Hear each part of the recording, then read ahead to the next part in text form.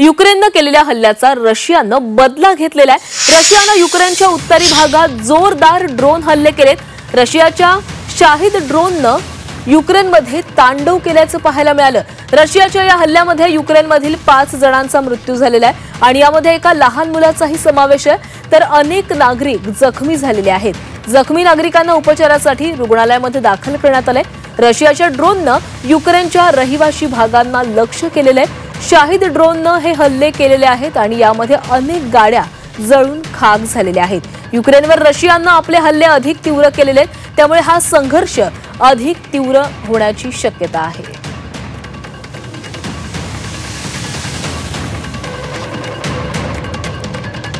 तर रशिया आणि युक्रेनमधील हा संघर्ष दिवसेंदिवस वाढत चाललेला आहे।